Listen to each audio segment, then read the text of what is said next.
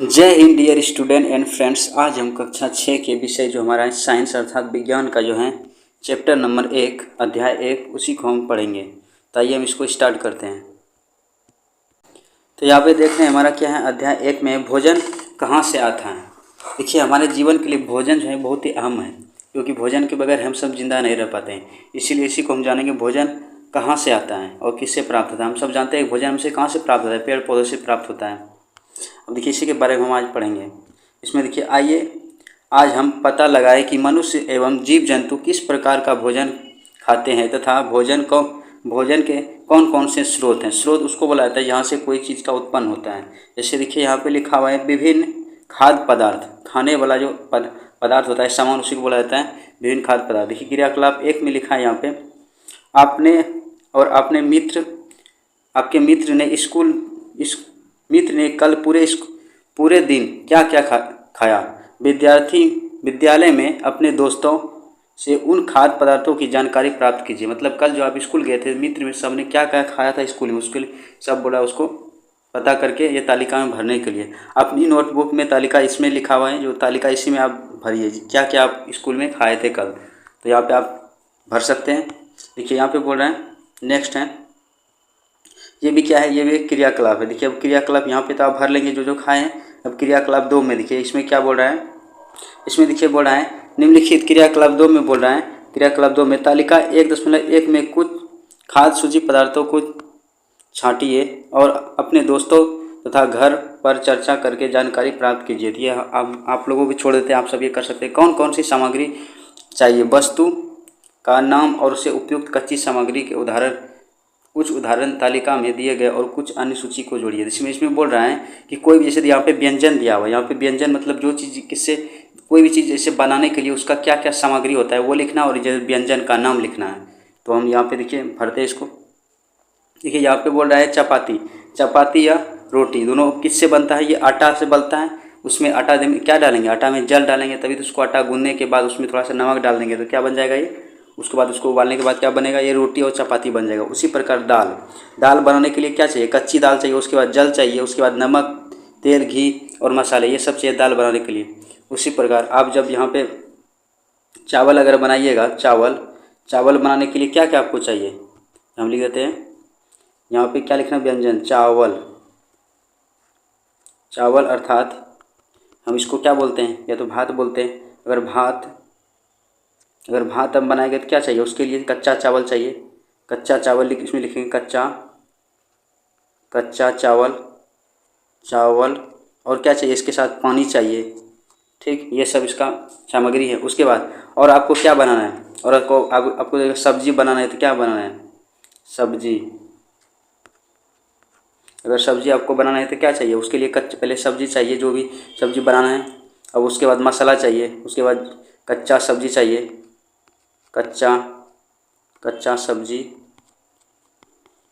उसके बाद इसके साथ क्या चाहिए, इसके साथ चाहिए मसाला,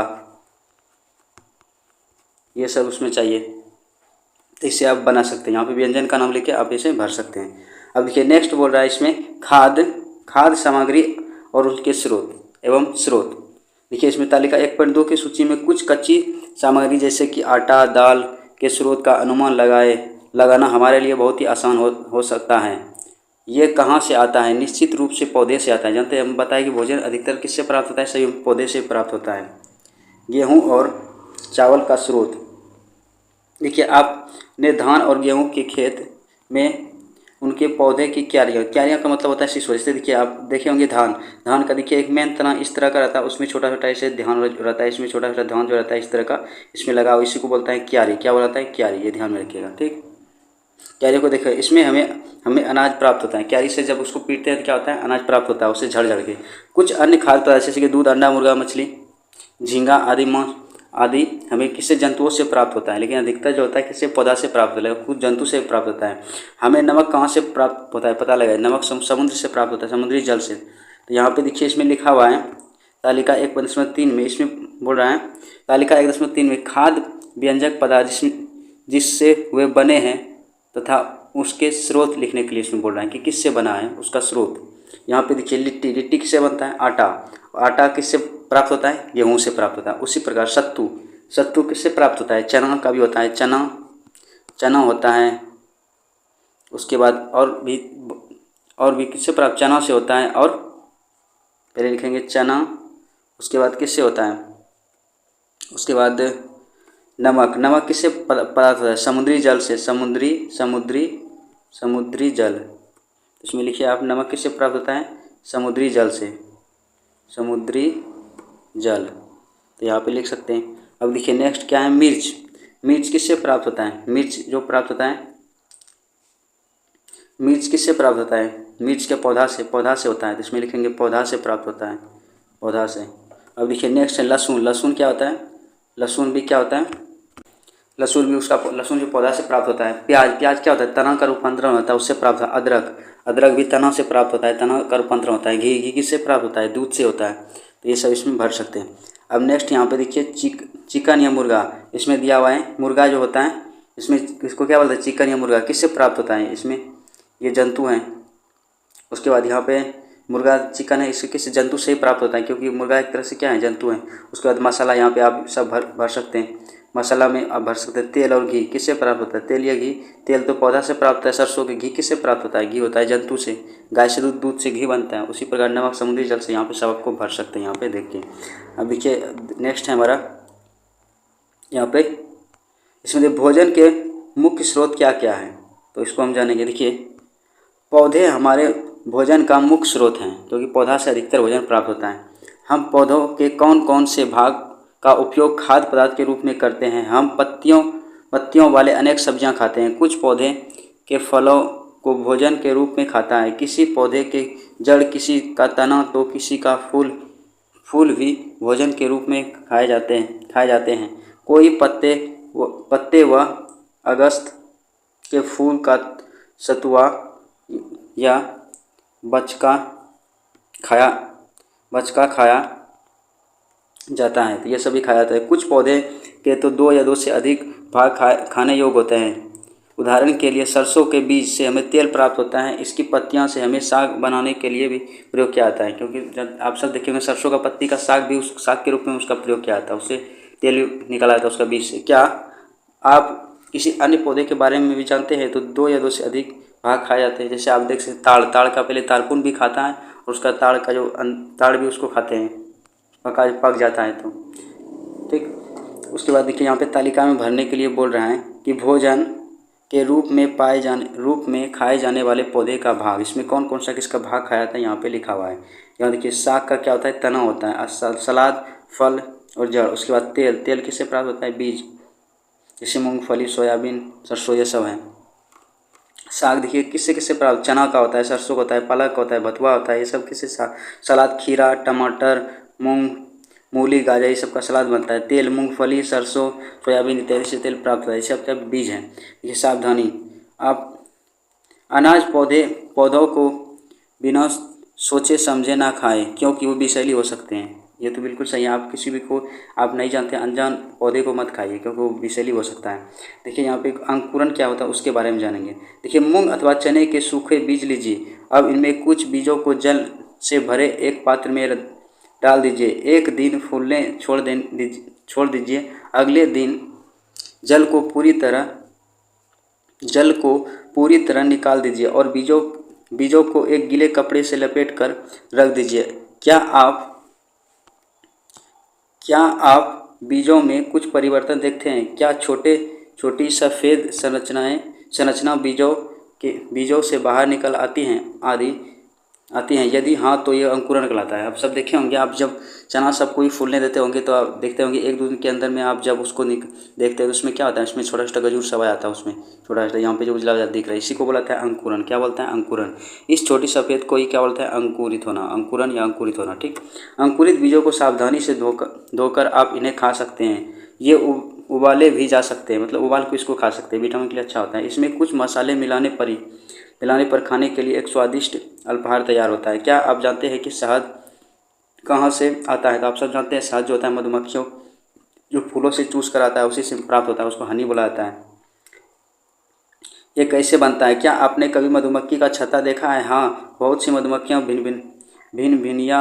भिनभिनाया करती हैं। मधुमक्खियाँ फूलों से मकरंद अर्थात मीठा रस को क्या बोलता है? मकरंद एकत्रित करते हैं और इसे अपने छत्ते में जमा करती हैं। फूल और उसका मकरंद वर्ष के केवल कुछ महीने के लिए उपलब्ध होता है। जब सरसों का समय आता है तो उसमें ज़्यादा होता है, क्योंकि उसमें फूलों की उपस्थिति ज़्यादा होता है, जिसके कारण उसका फूल का रस चूस के उसमें भरता है। ठीक, तो इसके लिए मधुमक्खी मध होने के लिए उसमें जो शहद होता है, शहद होने के लिए क्या चाहिए? फूल का भी होना आवश्यकता होता है, तभी तो उसमें शहद इकट्ठा कर पाएगा। इसलिए जब फूल का सीजन होता है उस समय शहद ज़्यादा होता है। मधुमक्खियाँ मकरंद को अपने पेट में एक एंजाइम की सहायता से पचा कर शहद बना लेती हैं। यह शहद फफूंद बैक्टीरिया लगकर खराब नहीं होता है। मधुमक्खी इसलिए शहद बहुत दिन तक रह जाता है, क्योंकि उसमें बैक्टीरिया नहीं लगता है। मधुमक्खी इस शहद का भंडारण कर लेती है ताकि पूरे वर्ष का उपयोग किया जा सके, मतलब खाने के लिए एक वर्ष के लिए एकत्रित कर लेता है। हम ऐसे छत्तों में मधुमक्खियों द्वारा भंडारित भोजन शहद के रूप में प्रयोग करते हैं। जैसे यहाँ पे दिखाया है मधुमक्खी, चित्र 1.2 में मधुमक्खी की छत्ता। जंतु क्या खाते हैं? अब जंतु के बारे में, क्या आपके घर में कोई ऐसा पालतू पशु है जैसे कुत्ता, बिल्ली, भैंस, गाय, बकरी, जिसकी आप देखभाल करते हैं? फिर आपको इसकी जानकारी अवश्य होगा कि आपका पालतू जानवर क्या खाता है। आप जंतु क्या क्या खाते हैं? अन्य जंतु क्या खाते हैं आप जानते होंगे। आप अपने कभी गिलहरी, कबूतर, छिपकली या छोटे से छोटे को खाते हुए देखे? छिपकली या छोटे से छोटे कीट को खाते हुए देखा है? तो बिल्कुल हम तो देखे, आप सब देखे, पता नहीं देखे होंगे आप सभी। अब देखिए इसमें क्रियाकलाप 6 में बोल रहा है, क्या है क्रियाकलाप 6 में, इसमें क्या बोल रहा है कि तालिका 1.5 में अनेक जंतुओं का नाम लिखे हैं। यहाँ पे लिखा हुआ क्या क्या वो खाता है, इसके बारे में यहाँ पे जानेंगे। यहाँ पे देखिए जंतु और उसके भोजन, मतलब जंतु इधर लिखा है वो क्या क्या खाता है, यहाँ पे भरना है। गाय के क्या खाता है? गाय घास खाता है, भूसा खाता है, अनाज पत्ती खाता है। बिल्ली क्या खाता है? छोटे जंतु को, पक्षी, दूध, चूहा, ये सब खाता है। यहाँ पे कुत्ता क्या खाता है? रोटी खाता है, मांस खाता है। कौवा क्या खाता है? कौवा भी मांस खाता है, रोटी खाता है। गोरैया क्या खाता है? ये क्या गोरैया सब क्या खाता है? ये छोटे जो होता है ये गोरैया धान सब खाता है। उसके बाद शेर मांस खाता है। छिपकली छोटे छोटे जीव को खाता है। चिलतच्चा भी क्या खाता है? छोटे छोटे जीव को खाता है। उसके बाद मनुष्य क्या खाता है? आप जानते हैं मनुष्य जंतु सबको भी खाता है, मांस भी खाता है और रोटी चावल ये सब खाता है। चूहा क्या खाता है? चूहा धान खाता है, गेहूँ खाता है, ये सब। बंदर क्या खाता है? वृक्ष के पत्ते सब खाता है, जो भर सकते हैं इसमें।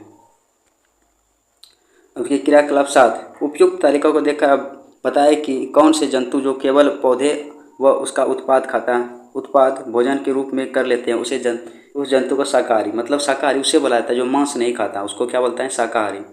जैसे कि कोई भी पौधा सबको खाता है उसको शाकाहारी, मांस नहीं खाना चाहिए, उसको क्या बोले? शाकाहारी कहलाता है। वैसे जंतु जो दूसरे जंतुओं को भोजन के रूप में लेता है, मतलब उसको एक जंतु दूसरे जंतु को जो खाता है उसको क्या बोलता है? मांसाहारी। ठीक, आप समझिए। शाकाहारी उसको बोलता है जो मांस मछली नहीं खाता है। मांसाहारी उसको बोलता है जो मांस मछली भी खाता है। एक होता है, इसमें अलग कैटेगरी होता है। क्या आप कुछ जंतु ऐसे के नाम बता सकते हैं जो भोजन में पौधे और जंतु दोनों ही खाते हैं? उसको बोलता है सर्वाहारी क्या होता है? वो मांस मछली भी खाता है और क्या खाता है? जीव जंतु भी खाता है और पौधे को भी खाता है, पौधे का उत्पाद भी खाता है। उसको क्या बोलता है? सर्वाहारी। अधिकतर जो मनुष्य वो क्या है? सर्वाहारी। तो आप जान के सर्वाहारी क्या है। अब देखिए यहाँ पे दिया हुआ है, ये देखिए शाकाहारी मांसाहारी जंतु भोजन करते। यहाँ पे देखिए गाय क्या है? गाय है शाकाहारी और शेर क्या है? मांसाहारी है। क्या मनुष्य और तिलचट्टे सर्वाहारी हैं? क्या आप समझ गए होंगे कि मनुष्य विभिन्न जंतुओं को भोजन, पौधे और उसके उत्पाद तथा अन्य जीव जंतु के उत्पाद हैं। पौधे क्या खाते हैं? देखिए पौधे क्या करता है? प्रकाश संश्लेषण द्वारा अपना भोजन बनाता है। क्या करता है? जब सूरज उगता है तो क्या होता है? वो प्रकाश संश्लेषण, फोटोसिंथेसिस के कारण भोजन अपना बनाता है। पौधे अपने भोजन का निर्माण स्वयं करते हैं। पौधे की पत्तियां हरे रंग का पदार्थ होता है जो सूर्य की रोशनी की सहायता से भोजन का निर्माण कर लेते हैं। पौधे की पत्तियां एवं अन्य हरे भागों में भोजन को निर्माण एक जटिल प्रक्रिया के उपरांत होता है। इस प्रक्रिया को प्रकाश संश्लेषण कहते हैं। आगे कक्षाओं में हम इस अवधारणा को विस्तार से देखेंगे। देखिए आप सब जान लीजिए पौधे अपना भोजन जो बनाता है उसको क्या बोलते हैं? प्रकाश संश्लेषण के द्वारा बनाते हैं। इसीलिए जितना भी जीव है किसी न किसी पे वो आश्रित है और उससे वो भोजन प्राप्त करता है, तभी ये पृथ्वी पर जीना संभव है। तो हम आशा करते हैं आपको इस समझ में आ गया होगा। अब नेक्स्ट बचाएं क्वेश्चन आंसर, तो उसको हम कर लेते हैं। देखिए यहाँ पे लिख रहे हैं क्या सभी जीव जंतु एक ही प्रकार के भोजन करता है? नहीं, बिल्कुल नहीं करता है। नहीं, सभी जीव जंतु अलग अलग पदार्थ को भोजन के रूप में लेता है। जैसे कि मानव चावल, दाल, रोटी खाता है, परंतु गाय क्या खाता है? घास और अनाज खाता है। तो सबको अलग आता है। 2 नंबर क्वेश्चन में 4 पौधे का नाम लिखिए, बताइए उनके अब कौन कौन से भाग भोजन के रूप में उपयोग करते हैं उसको लिखना है। जैसे खीरा, खीरा क्या है, फल है तो उसको खाता है। मूली का क्या है, जड़ है, उसको खाता है। पालक का तना और पत्ती दोनों खाता है। सरसों का बीज भी खाता है और उसका साग भी। सोयाबीन का बीज खाता है। तो ये हो गया आंसर हमारा। 3 नंबर में क्या है, जंतुओं का नाम लिखिए और उससे प्राप्त उत्पादों को भी लिखिए। जैसे आप जंतु का नाम उत्पाद से, गाय से क्या मिलता है हमको, गाय से दूध मिलता है। उसी प्रकार मछली से मांस मिलता है उसका, मछली का। बकरी के से मांस और दूध दोनों मिलता है। मुर्गी से अंडा मिलता है और मांस मिलता है। तो ये सब है। अब नेक्स्ट क्वेश्चन है, इसको मिलाने के लिए बोल रहा है, तो आप यहाँ पे मिला सकते हैं। तो कौन सा, शाकाहारी। शाकाहारी कौन हो गया, ये हो गया पादप और उत्पादी, मांस नहीं खाता है, शाकाहारी हो गया। शेर और बाघ क्या हो गया, शेर और बाघ मांसाहारी हो गया। शहद क्या हो गया, शहद हो गया जंतु का उत्पाद, जंतु ये बनाता है उसको। अब अंडा वाला, सॉरी, शहद की कौन बनाता है, शहद जो मधुमक्खी के छत्ते से प्राप्त होता है। अंडा क्या हो गया, उत्पाद हो गया, इसे जंतु सब होता है। मुर्गी सब क्या होता है, अंडा, जंतु का उत्पाद हो गया वो। अंडा मांस, इसे बकरी से मांस प्राप्त होता है, तो इसका जंतु का उत्पाद हो गया। अब नेक्स्ट क्वेश्चन है हमारा। नेक्स्ट बोला इसमें फिलिंग में भरने के लिए हमें शक्कर प्राप्त होता है, किससे होता है, गन्ना, मतलब गन्ना प्राप्त होता है। गन्ना हमें शक्कर किससे प्राप्त होता है, गन्ना से हो जाएगा, इसमें गन्ना भरा जाएगा। ये कौन नंबर का। फिर बंदर क्या है, बंदर है शाकाहारी, क्या है ये, शाकाहारी, इसमें आ जाएगा। और फिर सर्वाहारी हमें भोजन से हमें देश मिलता है, भोजन से क्या मिलता है, ऊर्जा मिलता है हमें, तो इसमें ये भरा जाएगा। मनुष्य एवं तिलचट्टे कौन सा है, सर्वाहारी, ये इसमें भरा जाएगा, ये हो जाएगा। अब नेक्स्ट क्वेश्चन है, नेक्स्ट है 6 नंबर वाला, इसमें भरने के लिए बोल रहा है शाकाहारी, ये बोल रहा है बाघ एक देश है, बाघ क्या है, मांसाहारी, कौन सा है, मांसाहारी, तो इसमें ये भरा जाएगा। देखिए हिरण केवल पादप उत्पाद खाता है और इसलिए इसे क्या कहता है, इसे इसलिए कहता है शाकाहारी बुलाते हैं, इसमें आ जाएगा ये। तीनों केवल देश उत्पाद खाता है, तो कौन खाता है तीनों, सॉरी तोता, गलत बोल, तोता केवल क्या खाता है, तोता पादप, मतलब पौधे पर आश्रित रहता है। तोता क्या होता है, पादप पे आश्रित रहता है, तो इसमें क्या भरा जाएगा, पादप हो जाएगा। जो देश हम पीते हैं वो प्राय गाय और भैंस और बकरी से प्राप्त होता है, तो क्या होता है, दूध, इसमें भरा जाएगा, इसका भी हो गया। अब नेक्स्ट है, नेक्स्ट इसमें मिलाने के लिए बोल रहा है, तो इसमें मिलान करने के लिए इसमें बोल रहा है दूध, दही, पनीर, ये क्या है, ये किससे प्राप्त होता है, सभी जंतु के उत्पाद से, तो क्या हो जाएगा, इसमें अंगो नंबर हो जाएगा, इससे प्राप्त होता है ये। देखिए शाकाहारी, इसमें 2 नंबर क्या है, पालक, फूल गोभी और गाजर, ये किससे प्राप्त होता है, पालक, फूल गोभी और गाजर, पादप किससे हो जाएगा, ये सब्जी हो जाएगा, क्योंकि ये सब्जी होता है। पालक, इसका कौन सा हो जाएगा, इसका हो जाएगा ये नंबर, और ये क्या हो जाएगा, पालक ये हो जाएगा, सब्जी हो जाएगा। और शेर और बाघ क्या होगा, दूसरे जंतु को खाता है, तो ये एक को नंबर हो जाएगा, और ये लास्ट बताया था, ये पादप हो जाएगा इसका। अब नेक्स्ट, नहीं तो यहाँ पे दिया हुआ है, ये देख सकते हैं, यहाँ पे इसको मिलान कर सकते हैं यहाँ पे। नेक्स्ट है, क्या आपके आसपास के सभी व्यक्ति के खाने के लिए पर्याप्त भोजन मिलता है, नहीं, यदि नहीं है तो क्यों, इसका क्या कारण है। देखिए नहीं, सभी व्यक्तियों को पर्याप्त भोजन नहीं मिल पाता है क्योंकि हमारे पास बेरोजगारी है और भोजन की बर्बादी सर्वोच्च उच्च वर्गों द्वारा की जाती है, क्योंकि बिहार में अधिकतर तो ज़्यादा बेरोजगारी ही है, मतलब। और क्या होता है, उसको भोजन बर्बादी भी करता है, तो उससे क्या होता है, भोजन में कमी आता है, और जिसको मिलना चाहिए उसको खाना भी सही से, मतलब सही से पोषक तत्व वाला खाना उसको मिल नहीं पाता है, तो नहीं मिलता है सबको एक जैसा। हमें भोजन की बर्बादी किन उपायों से रोक सकते हैं, तो इसको देख लेते हैं। क्या करते हैं, हमें भोजन की बर्बादी रोकने के लिए निम्नलिखित कदम उठाने होंगे। जैसे देखिए यहाँ पे, ज़रूरत के अनुसार भोजन पकाना, मतलब जितना खाने वाला होगा उतना ही पकाना है, एक्स्ट्रा नहीं, उससे क्या होता है, अनाज बर्बाद हो जाता है। तो एक हो गया। भोजन पकाते समय सचेत रहना, मतलब सचेत रहना ताकि वह जले ना, मतलब अच्छे से उसको बनाना है ध्यान से, कि ये नहीं कि इधर खाने बनाने दिया उधर गप करने लगे। और इसमें क्या कर सकते हैं, मतलब भोजन बनाने के लिए, भोजन को मतलब बर्बादी से बचाने के लिए, तो इसमें गो नंबर में क्या कर सकता है, मतलब जितना खाना चाहिए उतना ही परोसना चाहिए, जो जितना खाता है उतना ही लेना चाहिए, जो जितना खाता है उतना ही परोसना चाहिए, नहीं तो क्या होता है, बर्बाद हो जाता है। तो ये भी इसमें हो सकता है, जो जितना खाना चाहिए उतना ही परोसना चाहिए, ज़्यादा नहीं, इससे क्या होता है, अनाज का बर्बादी हो जाता है। हम आशा करते हैं आपको अच्छा लगा होगा। Thanks for watching this video.